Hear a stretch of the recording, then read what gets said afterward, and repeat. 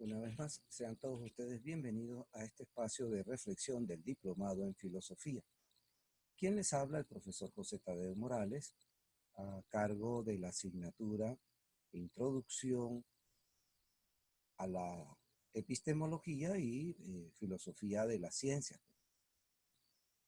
Hoy vamos a hacer un recorrido derivado de nuestra clase anterior que tiene que ver con plantearnos el problema del conocimiento desde esta dialéctica que surgió entre Platón y Aristóteles, pero hoy queremos hacer un apartado especial como, digamos, como punto de reflexión en torno al significado de ciencias y al problema de ciencia, como se planteaba en estos dos autores. Ciertamente, Platón es uno de los primeros que escribe, por eso se le da referencia más que todo. Y en este particular, hoy analizaremos el problema de la ciencia en Platón, de manera particular en uno de sus diálogos llamado el Teetetos, usted lo puede conseguir como Teetetos, Teetete, Teeteto, que es el problema sobre la ciencia. Y una particularidad que tiene es que lo tomamos del estudio preliminar del doctor Juan David García Vaca. El doctor Juan David García Vaca es un profesor académico que hizo su parte de su vida intelectual en la Universidad Central de Venezuela.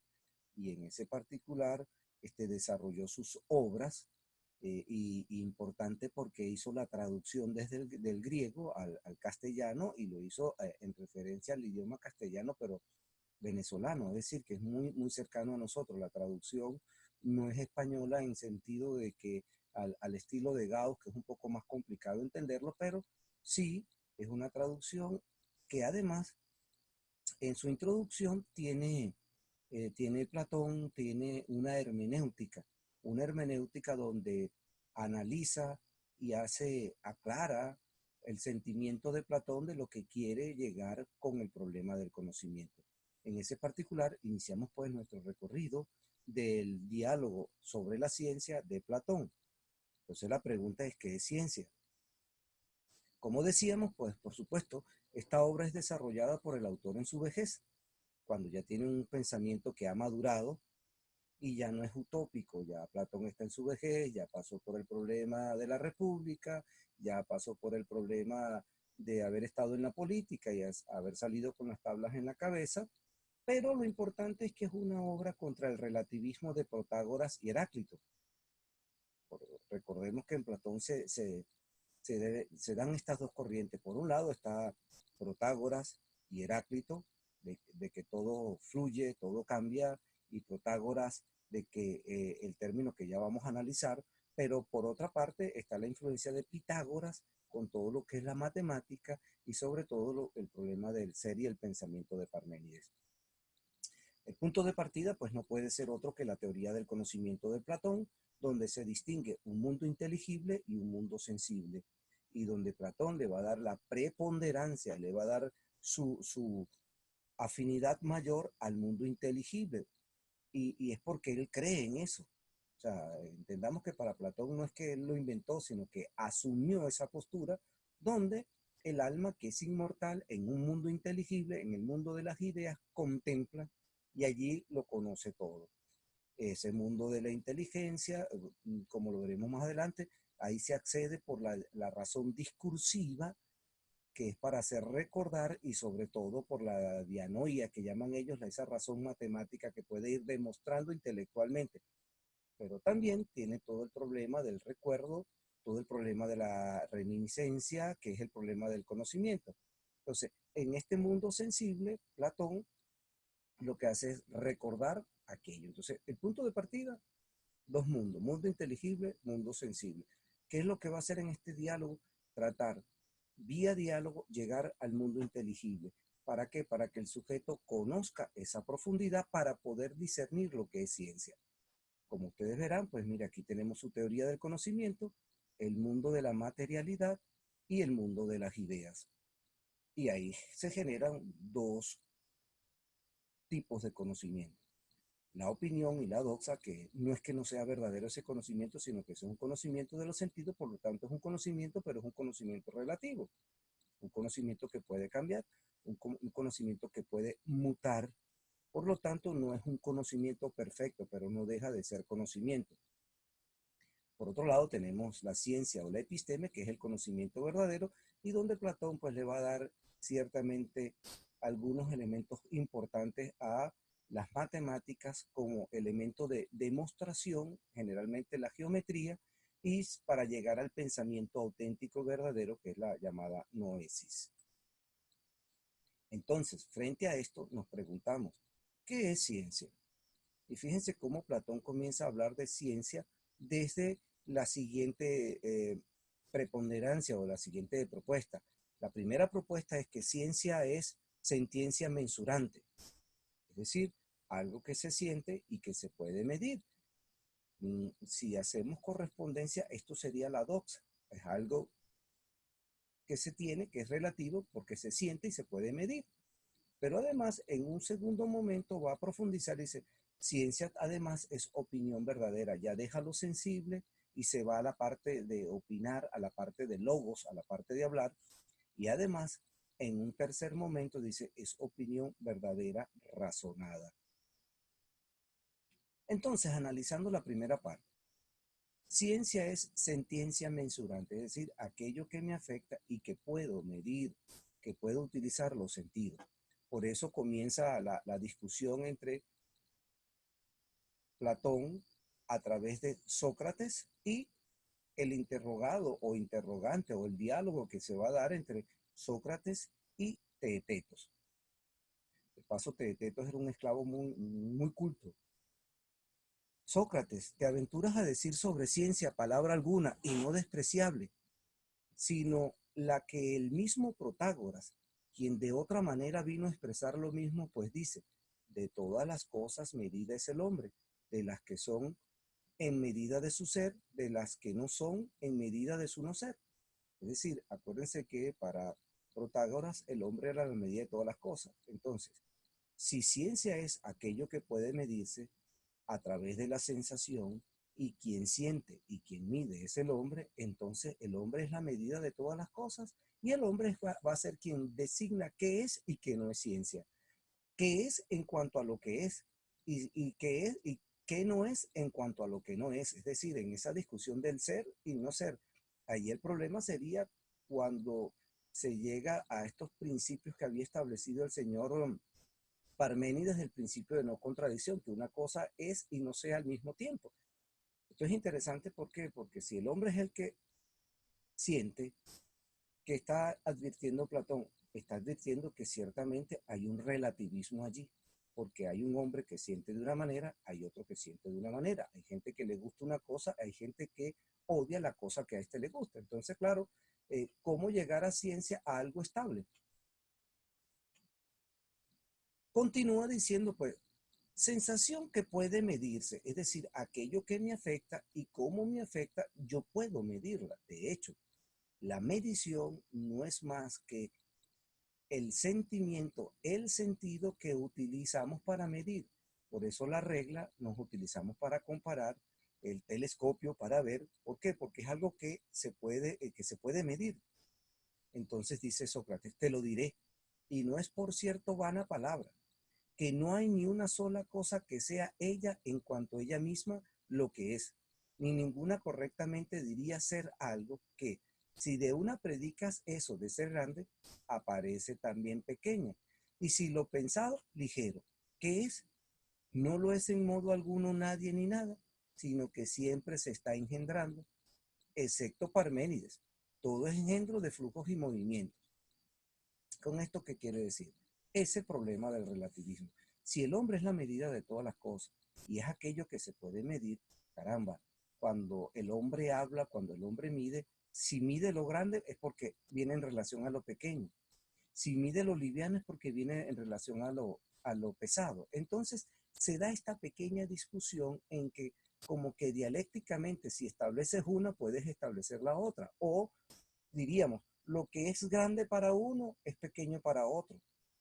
De esa forma, se puede medir la sensación, pero entonces la sensación se mide de manera individual, de manera particular, y no llegaría a ser conceptual. ¿Por qué? Porque el concepto es universal y es válido para todos.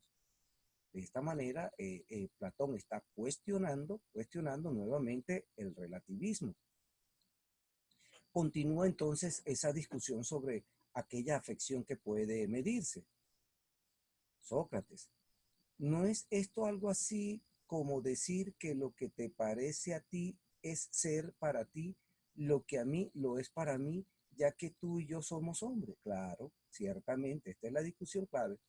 ¿Por qué? Porque si cada quien siente en particular y cada quien es la medida de todas las cosas, ciencia va a ser algo muy relativo, muy relativista. ¿Por qué? Porque cada quien va a establecer el conocimiento como una particularidad. Y para lo que es para mí una cosa, puede ser que para otro signifique otra. Entonces continúa Sócrates. Así que sentencia es sentencia de algo que está siendo. Y no es falsa por estar siendo ciencia. Entonces dice, bueno, la afección, el conocimiento de los sentidos, no es que sea falso, es que es verdadero. Lo que pasa es que es relativo. ¿Por qué? Porque está siendo en ese momento. Y entonces, claro, lo que me afecta, lo que percibo por los sentidos, no es que está mal, porque en el mundo sensible se da la doxa, pero es algo relativo y no goza de absolutez, como sería un concepto intelectual, el cual mediaría como piedra angular del conocimiento. Por eso continúa. Es sentencia, es sensación que puede medirse. Y aclara García Vaca, porque estamos hablando de la introducción que hace García sobre todo el diálogo. Dice, medir es una relación de conmensura, de medir juntos, de dos cosas que pueden dar el ajuste exacto de ellas, su igualdad o el desajuste, ya sea por exceso o por defecto. Pero sucede que esas unidades de medidas que son los sentidos y sus sentencias del hombre no son inmutables. Aquí está. Todo lo que yo percibo por los sentidos, y ese es el problema de Platón, el problema de los sentidos es que cada quien hace como Frank Sinatra, siente a su manera. Y entonces no hay consenso, no hay consenso. ¿Por qué? Porque las designaciones del hombre no son inmutables, son mutables, no son inmutables, no son eternas. Este es uno de los problemas que afrontamos con el problema de la verdad. Que la verdad como construcción, la verdad como desarrollo, y el problema está que Platón dice, hay ciertas verdades o hay verdades que son inmutables, como son las verdades del intelecto, las verdades matemáticas, por ejemplo. Las verdades que son formas perfectas, como es el caso de la geometría. En ese particular dice, bueno, entonces no podemos quedarnos con la sensación y lo que es medido, porque cada quien mide a su manera, cada quien tiene su afección y su relación en cuanto a la medida. Por eso vamos al término opinión. Ya pasa de los sentidos a lo lingüístico, ya va al logos, ya va a buscar el elemento razón. Bueno, sí, es sensación, sensación que puede medirse, pero comienza a decirse, si se puede medirse, vamos a buscar el elemento que va más allá. Y por eso entonces aquí tenemos la definición de opinión tomado de la RAE, de la Real Academia Española, que dice que es un juicio de valoración que se forma una persona respecto de algo o algo. Es un juicio de valoración. Y eso es lo importante, lo que nos interesa aquí, porque es que el juicio, la sentencia mensurante, la sentencia que me afecta, ¿cómo conozco yo? Yo conozco cuando puedo emitir juicios. Es decir, si yo manifiesto lo que conozco, es a través de juicios, es a través del lenguaje. Entonces, claro, lo importante aquí es distinguir entre opinión y crítica. Opinión es estar de acuerdo, es apoyar, es estar a favor. Crítica es cuestionar. Por lo tanto, generalmente las opiniones son a favor, no son en contra. Porque cuando usted está en contra, está criticando, está cuestionando. Más o menos eso es lo que quiere decir el término. Por eso comienza García Vaca, es un conocimiento que yo opino y que es una opinión, pero es verdadera, no es falsa. Por eso estoy de acuerdo. Entonces, en su diálogo, en la introducción, manifiesta García Vaca, dice, en primer lugar, A, opinar es opinar que se sabe algo o que no se sabe. Claro, si no se sabe, no se sabe.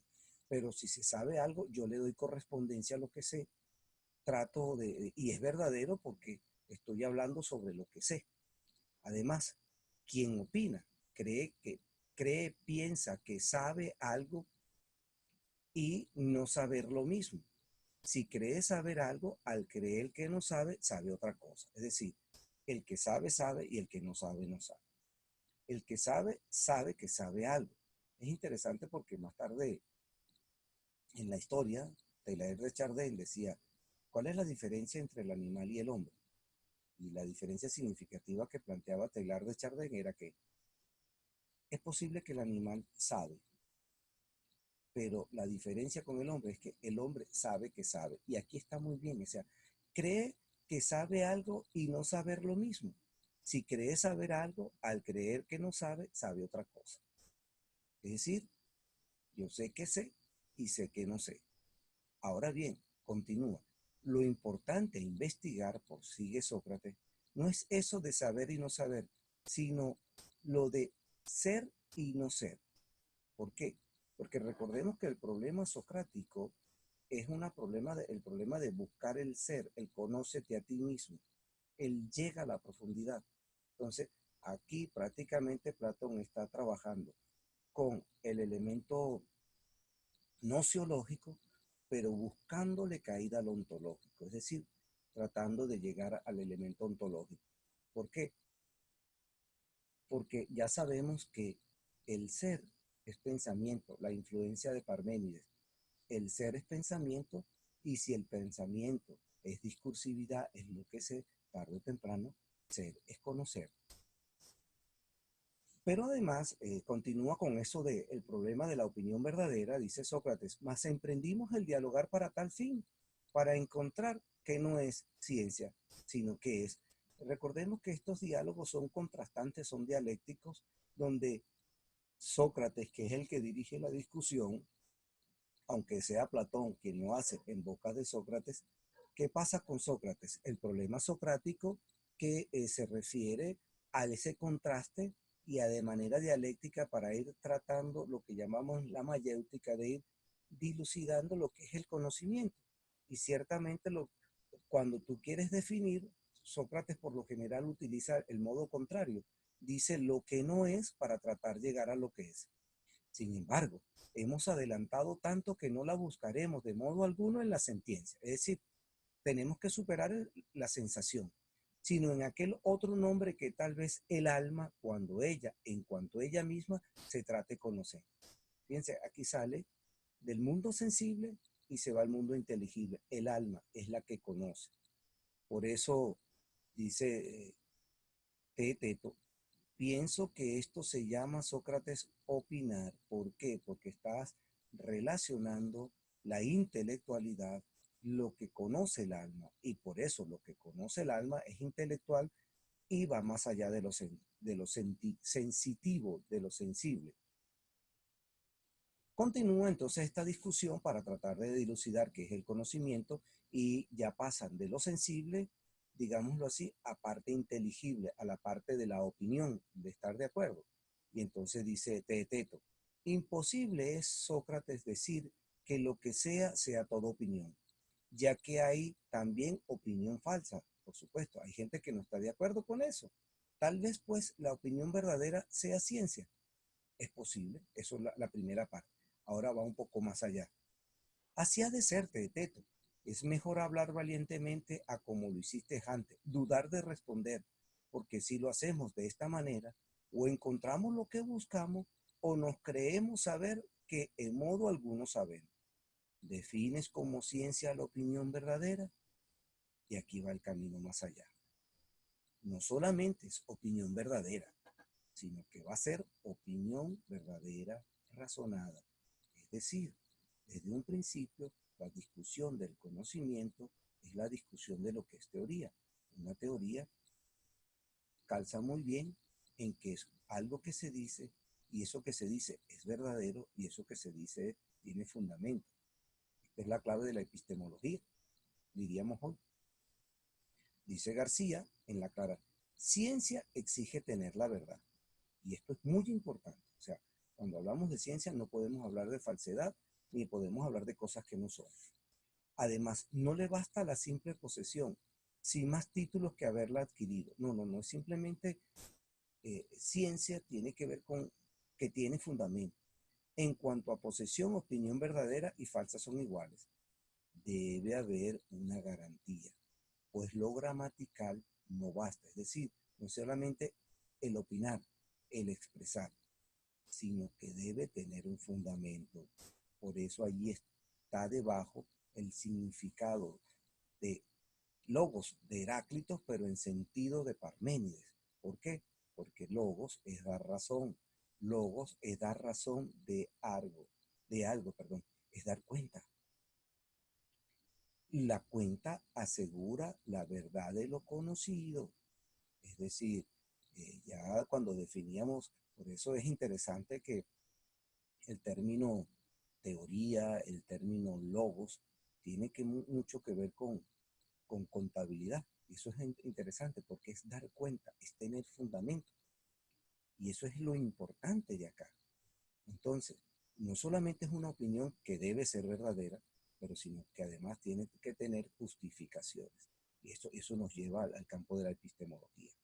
Y entonces vuelve el problema Sócrates nuevamente. Dice, tras larga vuelta nos encontramos ante la misma dificultad inicial. Recuérdense que estos son diálogos y entonces son a veces de manera circular o de manera en términos matemáticos sinusoidal, que va y viene, pero algunas veces regresa, algunas veces avanza, algunas veces retrocede. Dice, tras larga vuelta nos encontramos ante la misma dificultad inicial. Aquel nuestro crítico rindiéndose nos dirá, ¿quién conozca óptimos a ambas, ciencia e inciencia? Es decir, lo que es ciencia y lo que no es ciencia. ¿Creerá que la conocida es diversa de la conocida? ¿O que no conociendo a ninguna de las dos, opinará que la no conocida es diversa de la no conocida? ¿O que conociendo una, la conocida será la no conocida? ¿O que pensará que la no conocida es la conocida? Ese es un elemento significativo, o sea, es decir, aquí está el contraste y el contraste lingüístico, por eso hace falta la razonada, el razonamiento. ¿Por qué? Porque si yo tengo la justificación, no vaya a ser que esté justificando la que no es o esté no justificando la que es. Ese es el debate que se da ahí en esa circularidad de, de la, que, cuyo elemento que está de fondo es la discusión sobre el ser y el no ser. Es eso lo que está de fondo, es el problema ontológico, según nuestra opinión. Y entonces vuélvete de texto. Me había olvidado, Sócrates, de haberte oído esto de alguien, mas ahora me acuerdo. Dijo que ciencia es opinión correcta acompañada de razonamiento y que sin ciencia la opinión es irracional y que de lo que no hay razonamiento no hay ciencia posible, llamando así científico a lo que la tenga. Y esto es el elemento clave, fíjense, cómo Sócrates va tratando de dilucidar el conocimiento que sí, que en cierto momento parte de la afección de los sentidos, pero que además esa afección es medible y de esa afección puedo yo hablar y cuando hablo opino, porque tiene que ser algo verdadero, opino, pero además tengo que dar la justificación. Y creo que este es el hecho importante.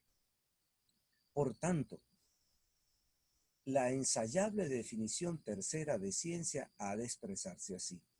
Ciencia es opinión verdadera acompañada íntimamente de cuenta y razón, organizadas según elementos y compuestos. Solo así todo ello junto a la una eleva opinión verdadera al nivel y estado de ciencia, reconocible cual tal por los filósofos y matemáticos y físicos y gramáticos. Es decir, lo que es el conocimiento verdadero, que es el conocimiento razonado, entonces es reconocido por todos. Aquí damos la universalidad de, del conocimiento. Es conocido por todo y es fundamentado por todo. Y fíjense que interesante para los que les gusta el elemento lingüístico, no está de más, está filósofos y matemáticos y físicos y gramáticos. Es decir, la ciencia se convierte en algo general para todos. Por lo tanto, a ciencia es una opinión, algo que se conoce, algo que se dice, pero que además es verdadero y es razonado. Así, al parecer, a quien se le pregunte sobre qué es ciencia, responderá que es opinión correcta acompañada de ciencia de la diferencia, ya que, según él, tal es lo sobreañadido. Lo sobreañadido es la razón. Y dice Teeteto, tal parece. Así pues que ciencia es opinión verdadera, razonada. Sócrates contesta, cosa de todos es, perdón, cosa de todo en toda estúpida, que investigando nosotros sobre ciencia, se nos diga que es opinión correcta con ciencia o de la diferencia con otra cosa. Así que, Teeteto, ni opinión correcta ni razón sobreañadida a opinión correcta sería ciencia. Sócrates está entonces dilucidando. En pocas palabras, y para ir haciendo el cierre, nuestro debate de hoy ha querido, desde el Teeteto, una obra magna de Platón, dilucidar lo que es ciencia. Y esto no, si hacemos el arqueo, nos lleva a lo que es teoría. ¿Por qué? Porque la ciencia, sí, ciertamente arranca con lo sensitivo, arranca con eso que se percibe y se puede sentir y se describe, se pasa a un segundo momento donde la ciencia tiene que ver con el discurso, pero además tiene que ser un discurso que se versa sobre algo verdadero, que es razonado, que es sustentado. Así que, una vez más, gracias por este momento y nos vemos en nuestro próximo encuentro sobre tratar de profundizar lo que es el problema del conocimiento. Esto todavía es un mundo que se apertura. Hasta luego y continuaremos con nuestra discusión en nuestro próximo encuentro.